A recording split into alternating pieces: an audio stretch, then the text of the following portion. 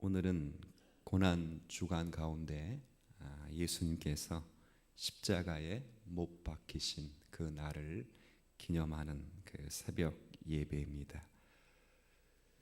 그래서 사도행전을 읽다가 오늘은 특별히 마태복음 27장을 말씀을 읽었습니다.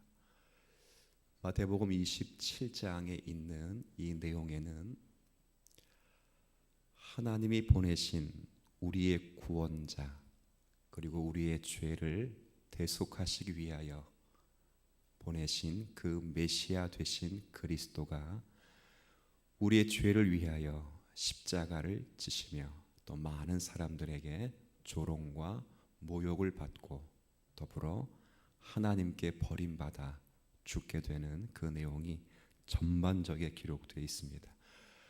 오늘 우리가 읽은 이 본문에도 죄가 없는 분이지만 굳이 죄의 목을 적용하여 자칭 유대인의 왕이라 그렇게 붙이고 강도들과 함께 십자가에 못 박게 하였습니다.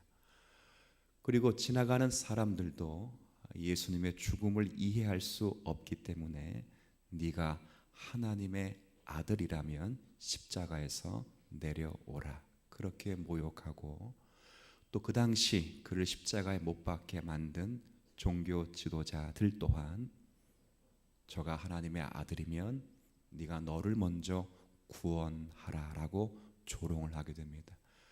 그러게 더욱이 함께 십자가에 못 박게 된 강도, 죄인인 이 강도도 예수님을 모욕하게 되는 그런 내용을 읽었습니다.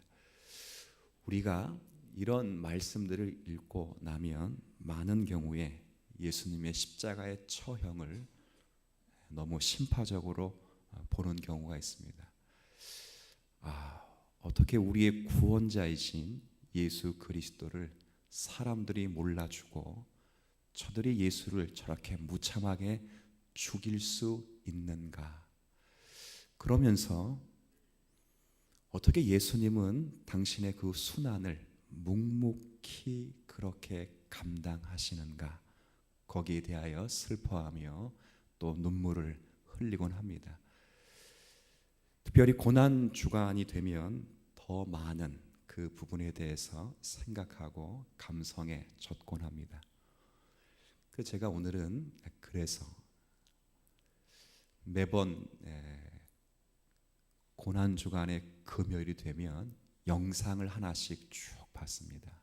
근데 오늘은 제가 그 영상을 보지 않았습니다. 일부러 그렇게 하지 않았습니다. 그 이유는 우리가 예수님의 십자가에 고난 받으신 것에 대한 감성보다 오늘은 그것보다 두 가지를 하나 확인해야 될 것인데, 하나님이 주신 지성을 따라 우리가 반드시 여러분이 아시는 수준이지만 짚고 넘어가야 할 것이 있습니다. 하나는 왜 주님이 이렇게 묵묵히 십자가에 달려 돌아가셔야만 했었는가?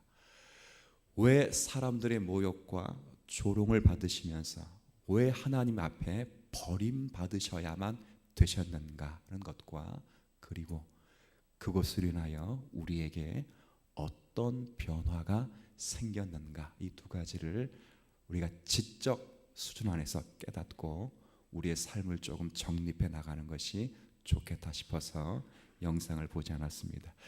이 두 가지 내용을 하나는 구약과 그리고 하나는 신약을 통해서 확인해 볼 것인데, 먼저 하나님께서 왜 십자가를 지셔서 죽으심에 이르게 되었는가, 너무도 잘 아는 내용이죠.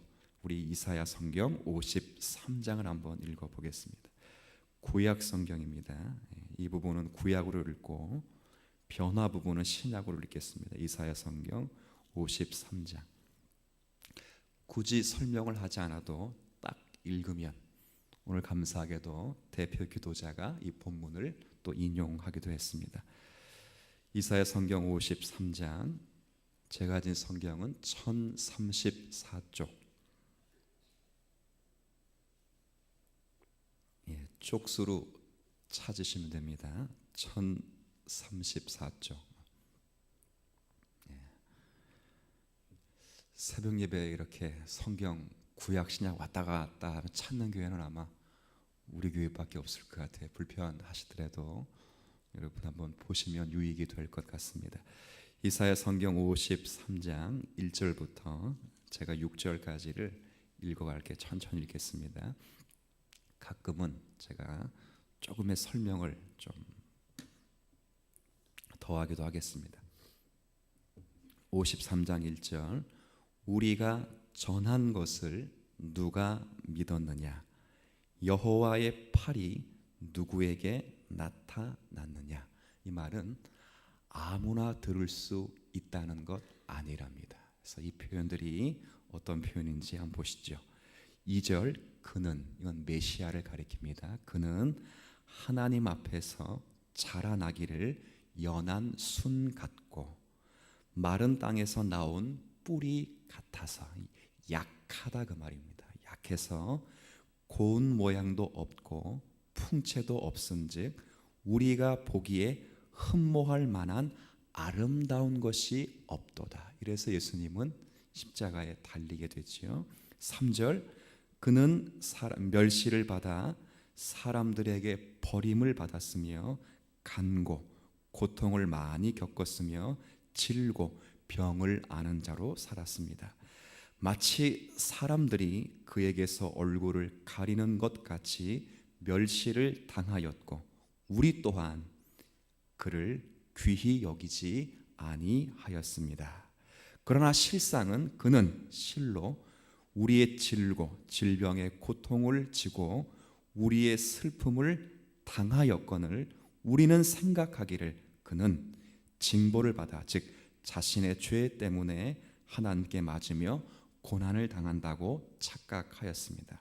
그러나 이제 5절 6절, 그가 찔림은 우리의 허물 때문입니다. 그가 상함은 우리의 죄악 때문입니다. 그가 징계를 받음으로 우리가 평화를 누리게 되고 그가 채찍에 맞음으로 우리는 나음을 받았습니다. 6절에 한번 같이 읽어볼까요? 시작. 우리는 다 양 같아서 그릇 행하여 각기 제 길로 갔거늘 여호와께서는 우리 모두의 죄악을 그에게 담당시키셨습니다. 자, 제가 묻죠. 예수님께서 사람들의 모욕과 멸시를 받고 심지어 아버지께로부터 버림받으셔서 십자가를 지셔야만 된 그 일, 그 내용은 우리의 무엇 때문이라고요? 죄 때문입니다. 그런데 우리는 이것조차도 깨닫지 못하여 지 맘대로 살았지만 지 맘대로 산 자기 백성들의 죄까지 포함하여 자기 아들에게 모두 전가시켜 우리의 죄를 인하여 십자가에 지실 수밖에 없는 그런 삶을 살아갔다는 거죠. 그런데 우리는 여기 5절에 기록된 거 다시 제가 읽지요. 그가 찔림은 우리의 허물, 그가 상함은 우리의 죄악 때문인데, 그 다음 한번 같이 읽습니다. 그가 징계를 받음으로 우리는 평화를 누리게 되고 그가 채찍에 맞음으로 우리가 나음을 받게 되었습니다. 철저한 자리 바꿈이죠. 주님이 계셔야 할 자리에 원래 우리가 있어야 되고 그렇죠. 그러나 주님이 계신 그 자리를 주님이 감당하셨을 때 주님으로 말미암아 우리가 평화를 누리고 주님으로 말미암아 우리가 구원과 나음을 받았습니다. 이렇게 성경이 예언하고 있는 내용입니다. 물론 신약에는 더 많은 부분이 있습니다. 그러나 제가 일부러 구약을 읽은 것입니다. 우리의 허물 때문에, 우리의 죄악 때문에, 우리의 악한 모습 때문에 우리 주님이 세상 사람들이 알아주지 못하는 그 길을 걷고 오늘 십자가 상에 달려 돌아가시게 되었죠. 그럴 때 이 십자가 상에서 이루신 이 의로 말미암아 우리에게 어떤 변화가 있는가, 이게 더 중요합니다. 십자가를 쫓아 사는 성도들, 고난 주간을 다 하루를 보내면서 한 주간 보내면서 우리가 더욱 신경 써야 될 부분은 그분이 우리의 죄 때문에 돌아가셨다, 불쌍하다, 안 됐다, 이 표현이 아니라 우리의 죄를 위하여 죽어 가셨기 때문에 죽어 가시면서 우리에게 어떤 변화를 초래시키기 위하여 그 죽으심을 걸으셨는가, 이게 더더욱 중요하죠. 이 표현은 신약으로 한번 확인해 보겠습니다. 로마서 8장입니다. 자, 신약 성경 로마서 8장. 제가 가진 성경은 249쪽입니다. 신약 성경 249쪽 로마서 8장.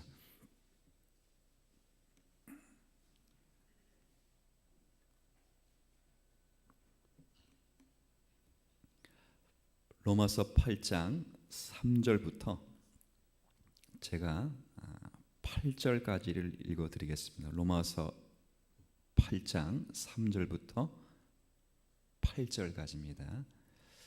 자, 제가 읽겠습니다. 율법이 육신으로 말미암아 연약하여 할 수 없는 그것을 하나님은 하시나니 곧 죄로 말미암아 자기 아들을 죄 있는 육신의 모양으로 보내어 육신의 죄를 정하사 육신을 따르지 않고 그 영을 따라 행하는 우리에게 율법의 요구가 이루어지게 하려 하심이니라. 육신을 따르는 자는 육신의 일을, 영을 따르는 자는 영의 일을 생각하나니 육신의 생각은 사망이요 영의 생각은 생명과 평안이니라. 육신의 생각은 하나님의 원수가 되나니 이는 하나님의 법에 굴복하지 아니할 뿐 아니라 할 수도 없음이라. 육신에 있는 자들은 하나님을 기쁘시게 할 수 없느니라. 조금 어렵죠? 어려우니까 제가 설명을 드리겠습니다. 지금 여기 새벽 예배에 앉아 계신 모든 자들은 원래는 육신을 따르는 사람들이었답니다. 육신을 따르는 사람들이었기 때문에 한 번도 하나님을 기쁘시게 할 수 있었던 적이 없었답니다. 하나님의 법에 순종할 마음도 없고 순종할 수 있는 능력도 없었던 사람입니다. 늘 우리는 죄밖에는 만들어낼 수 없었고 결과적으로 죄를 생산하는 공장과도 같았답니다. 근데 지금 우리가 영을 따르는 사람이 되었답니다. 어떻게 되었는가? 바로 하나님께서 하나밖에 없는 자기 아들을 우리와 똑같은 모양, 육신을 따라 사는 죄의 신분에 있는 죄의 모양으로 보내셔서 그 예수를 죽이시면서 그 예수 때문에 우리를 죄의 값으로 그를 죽이셔서 우리가 영을 따라 사는 사람들이 되었다는 것이죠. 그래서 우리가 하나님을 순종할 수 있고 하나님을 기쁘시게 할 수 있는 자가 되었다는 것입니다. 여기 8절 한번 보실까요? 8절에 보면 육신에 있는 자들은 하나님을 기쁘시게 할 수 없다 그랬으니까 바꿔 말하면 누구만 하나님을 기쁘시게 할 수 있다는 거지요? 영을 따르는 사람들만이랍니다. 근데 이 영을 따라 말하는 것이 생각하는 것이 생명의 평안인데 우리 스스로는 영을 따라 살아갈 수 없기 때문에 율법의 욕심을 따라 율법이 할 수 없는 그 일을 하나님이 하셨다는 것이죠. 그래서 저와 여러분이 영을 따라 사는 자들로 한 생에 그리스도의 은혜를 따라 하나님을 기쁘시게 할 수 있는 자가 되었다는 것, 이것이 로마서 8장에 가르치는 신비요 영적인 일이라는 것을 가르치고 있습니다. 사랑하는 성도 여러분, 여러분들은 여러분 자체가 하나님의 기적의 소산물이라는 것을 여러분 믿으시는 성도가 되셨으면 좋겠습니다. 하나님이요, 하나님이 갖고 계신 모든 신적 능력을 동원하셔서 만드신 자가 누구신가 그럴 때 성도라, 그것을 가르치시는 것입니다.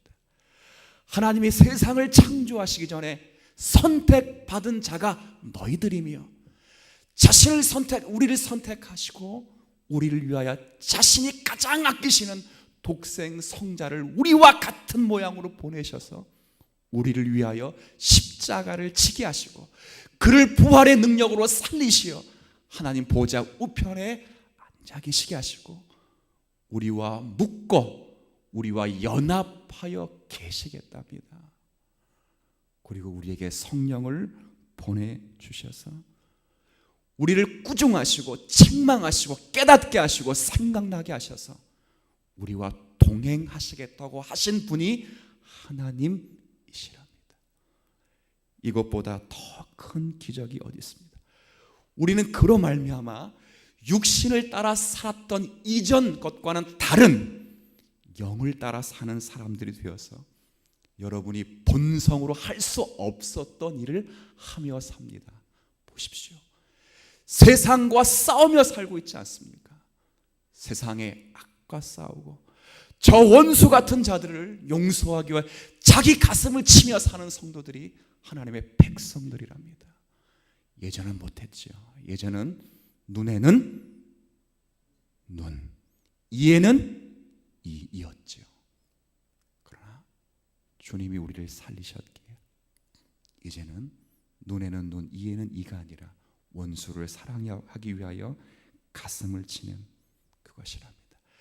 이것이 주님이 하나님이 가지고 계신 모든 신적 능력으로 만들어내신 가장 큰 은혜의 결과물이 바로 저와 여러분이라는 것을 성경이 우리에게 확인시켜 주는 거지. 이거는요, 홍해를 가르는 기적보다 더 큰 기적의 소산물입니다. 이것이 기적이요 신비입니다. 여러분, 앞에 앞날을 미리 아는 것보다 더 큰 기적과 신비가 여러분이 영을 따라 하나님을 섬기는 것이라 믿는 성도가 되시기를 바랍니다. 진심으로 믿으셔야 됩니다. 성도의 위로는요, 앞날을 알아서 오는 것이 아닙니다. 성도의 진정한 위로는 세상보다 크신 하나님이 나의 아버지가 되시며 그분이 나를 돕고 계시고 내가 그리스도의 소유가 되었다는 것에서 우리가 진정한 위로를 얻는 것입니다. 우리 예전에 한번 하이델베르크 교리문답을 한번 나눈 적이 있는데요, 여러분 그 일문일답 너무 멋있지 않습니까? 여러분이 살아있으나 심지어는 죽어있으나 성도에게 가장 최선의 그리고 유일한 것은 오직 하나밖에 없는 위로는 무엇입니까? 그 답이 뭐지요? 내가 살아있으나 죽어있으나 나의 가장 큰 위로는 내 영혼이 나의 것이 아니라 구주 예수 그리스도의 것이기 때문입니다. 이것이 진정한 위로입니다. 여러분이 이 세상 가운데 살아가면서 진정한 가장 큰 유익과 기쁨과 감사는 너는 내 것이라 부르신 하나님의 은혜와 사랑이지요.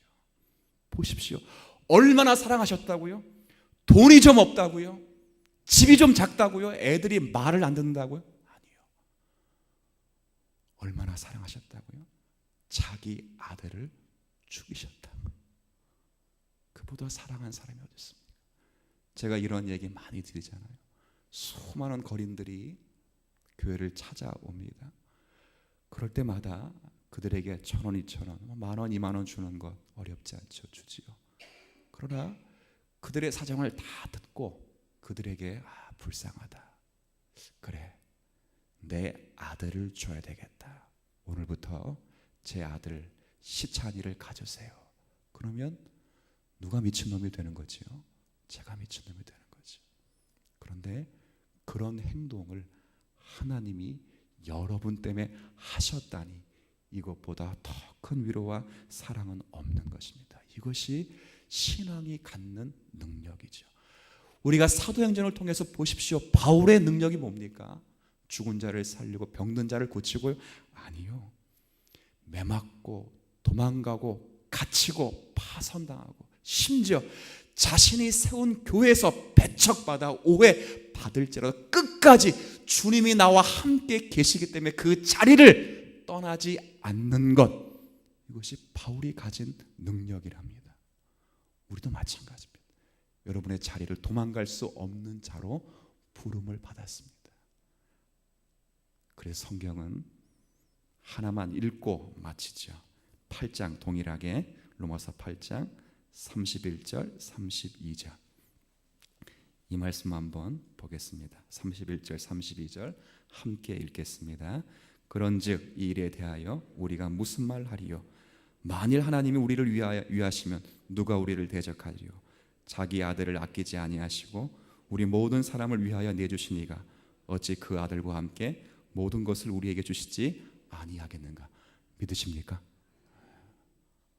저 이거 보면서 어제 묵상하면서 하나님 정말 무서우신 분이시다. 이때 무섭다는 건 공포스럽다는 것이 아니라 경외받으시며 너무도 감사하신 하나님이시다. 이 은혜를 갖고 오늘만이 고난이 아니라 이 주님과 함께 여러분의 자리를 지키는 자리에 고난이 있게 되기를 주님의 이름으로 축복합니다.